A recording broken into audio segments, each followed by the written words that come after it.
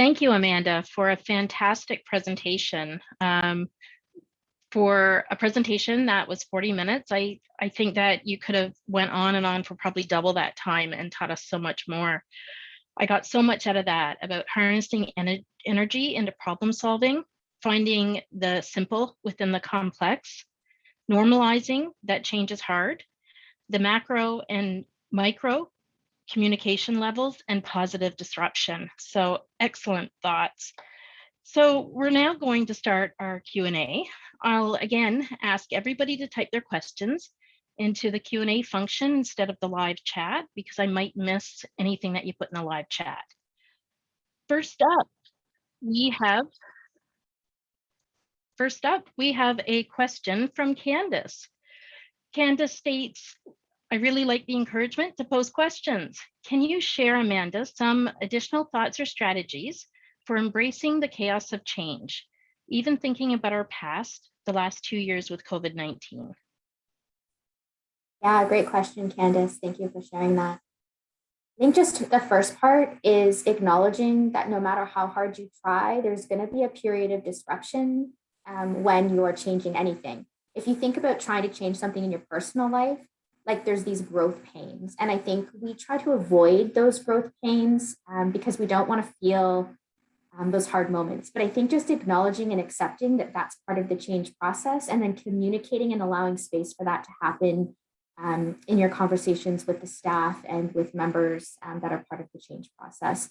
I think to stop trying to predict the future rather than trying to have all the answers. And I think COVID has really taught us that, is that we need to lean in with curiosity and collaborate and be kind to each other and be kind to ourselves in these difficult moments. And so I would encourage us to just really lean in with curiosity and let it be okay that we don't have all the answers right away, but that we're really committed to figuring that out. Awesome. With so many changes and projects going on, how can we ensure that system transformation takes a priority? Yeah, that's a great question too. So listen, change is going to happen no matter what. And I think part of what we get caught up in is the immediate response to jump into fix-it mode. I think we just need to step back sometimes and really think about the intentionality behind what are we actually trying to change, or what problem we're actually trying to solve. We spend a lot of time doing a lot of busy work, and we always want to add things more onto our plate, and we just take everything on. And I saw some chat going on about the downloading of other systems, downloading onto us and expecting us to be the place of last resort. I think we really have to have clear, intentional conversations and thoughts about how we contribute as part of a collective, rather than being like the dumping ground for everything else. And part of that is mindfulness and really thinking about what is the problem that I'm trying to solve, and framing that problem very clearly to identify what role you play, but then inviting others in to play that role as well. What do we do when senior leaders are the source of the resistance to the system transformation and change that we need to create? And I guess a second part to that question would be, how do we identify who we need to get on board for that system change to happen? Yeah. So I think it's fair to expect that at any senior level of leadership, they will oftentimes own the change, ultimately own that change. And so it's fair that there's resistance that's sort of coming from the top. And again, we're all human, so it's going to happen inevitably. Some of the tips, I think, for helping senior leaders come on board with any change that's happening, and senior leaders means your council or your CEO or your board president, whoever. And it's about kind of managing up in a very supportive way. And so some of the tips that I've used in the past have been just really being clear about figuring out how you're going to have that senior leadership's back, what exactly you're asking of them in terms of the change process, asking what they need from you in terms of the change process, and developing a relationship of mutual trust and checking in with each other to make sure that you're being good supports to each other rather than working against each other. I think too oftentimes senior leaders are connected to the larger sort of vision, whether that's a city, a strategy, or what have you.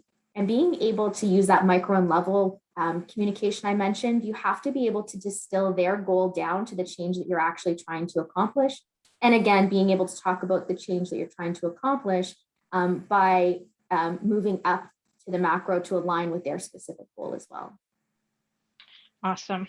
I love talking to you because you bring it down and you make it simple. What we think is complex, you really have a great talent for breaking it down and making it easy to understand. Leonard is asking, have people in leadership roles for all of our programs been made aware of this type of effort? I know leadership is a part of the problems because they are following policies, guidelines, and such. Yeah, and I would say it probably varies. And at your local level, I would start there and start by asking, how aware are your counselors or your senior leadership or your board of directors? And who is going to deliver that message? And so it's really important, again, not to blame or shame or criticize, but to have these conversations in community as a collective to say who are the stakeholders that must be part of the change, whether that's their awareness or whether you're actually asking them to do something differently, to behave differently. And again, like we talk so much about like the changes to policies and procedures, but we don't hone in on like what is the actual behavior that we're asking people to change in their line of work. And so just being really clear and kind of getting that out on the table.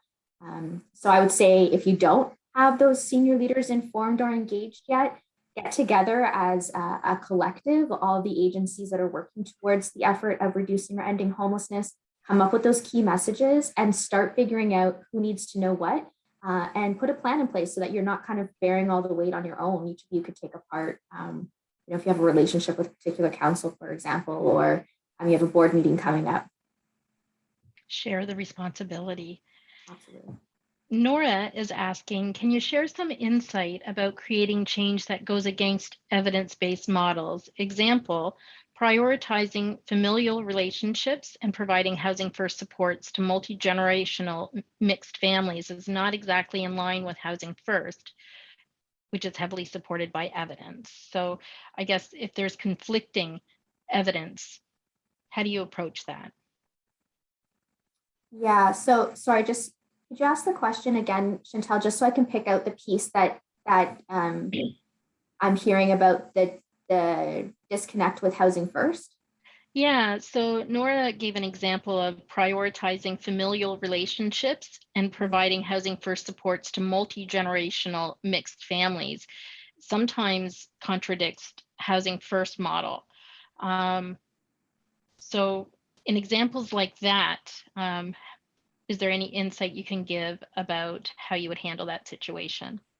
Yeah, so I heard a couple of things in there that I'll just maybe highlight. So number one is I think evidence-based management decision-making is very critical. I would say in terms of operationalizing that evidence, I heard you mention, prioritization for multi-generational families. That's a local decision that you would have to collectively make as a community. I would argue that intergenerational family supports like Housing First is not necessarily going against Housing First. There's many different housing forms and different models of housing that Housing First supports. I think that there's an assumption that like an individual person living in an individual unit is the only form, and that's simply not true when you look at the evidence. There's evidence specific to Housing First around women, around racialized communities, around veterans. And I think it's just about taking the time to really understand the evidence and also what counts as wisdom. And so I think if you have, qualitative data that's helping to support that information at a local level as well, that's also something to consider. I would say I want to be really clear that there is a difference between opinion and fact. Everybody's entitled to an opinion, but if we really want to be clear about evidence, it means that there's a rigorous method that's applied to make sure that it's statistically significant. So, gather that information and research and let the evidence guide you. But also, I think there's just a really big misunderstanding about what Housing First is and isn't in this country. And we really have to start teasing that out. But I think your example actually is totally could be supported through Housing First. Yeah, I hear that a lot in communities too, where they think housing first is only about housing single people or one individual. And it doesn't have to be that. It might be more difficult with families and couples and, a number of generations in one household, but it doesn't mean it can't be done and it shouldn't be done. And So, if I could just reframe that problem, it sounds to me like the problem isn't the evidence. The problem is how the evidence is being applied, or maybe not being further investigated to understand how it meets the needs of intergenerational families in your community. So I would say reframe the problem. great point. Megan is new in her position and she's trying to get individuals with 20 or more years experience to commit to change. How would you recommend communicating with community partners who are reluctant to change? Yes. So I would say, revisit the whole presentation. I feel you, Megan. Like I have to say, like I've been in this work for 17 years. I'm one of those like old fogies, I guess. When you think about the length of time. That being said, I think it's really hard to change people's behaviors that are so ingrained. But again, having those really honest conversations, and maybe not doing it yourself if you feel like you're not there yet with that trust building. But finding those champions in your community, finding your allies nationally and locally to help support you having those conversations, or whomever else can have those conversations alongside you. But again, it's not about the technical. I find that even the people who've been in the sector for so long, we want to talk and debate the technical stuff. And it's really not the technical that is the issue for us. It's the fundamental values that have been guiding our work for however long. And we don't talk about that. And so we create this divisiveness amongst each other because we just keep treating change like it's a technical thing when it's really actually a values and behavioral thing.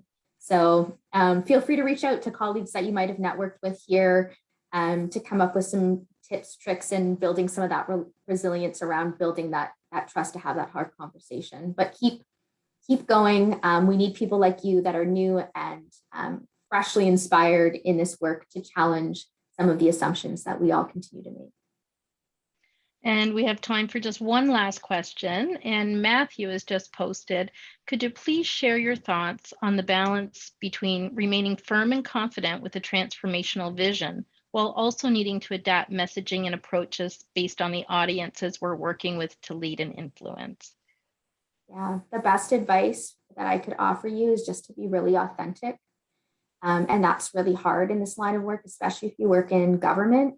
We're expected to have all the answers up front. You're expected, to remain under that kind of like confident composure. But I think if you don't know the answers yet, invite people in to explore that with you. Ask for forgiveness up front. No one is perfect in this work. Everyone's going to make mistakes, and that's part of the process of learning. And I think if we can just, again, normalize ourselves as we're all people who are trying to do our best and become more focused on the impact rather than our intentions, we all open up this space for forgiveness and curiosity. And I think that's just so important in this work, and we're not talking about that enough. It also leads to better things like equity and reconciliation. Like it's about humbling ourselves and letting go of our egos, and being able to have the hard conversations. And again, knowing the difference between opinion and evidence-informed decision making. Keep challenging ourselves. But I completely understand that balance, and it's really tricky. I hope I answered your question. Did I miss something there, Chantal? I feel like I might have. No, I think that you did a fantastic job of answering that question. And I think that's a great place to end this session on, right back with our keynote speaker about reconciliation and hearing each other and learning from each other. So yeah, I'd like to thank everybody for your questions. Love to thank Amanda for such a great presentation. And just a reminder to complete the session evaluation located under the video player beside the discussion tab. Your feedback is really important to us because we are continuously learning and we want to do better every year. And I hope that everybody enjoys the rest of today's conference and connection opportunities. So hope to see you again. Thank you, everyone.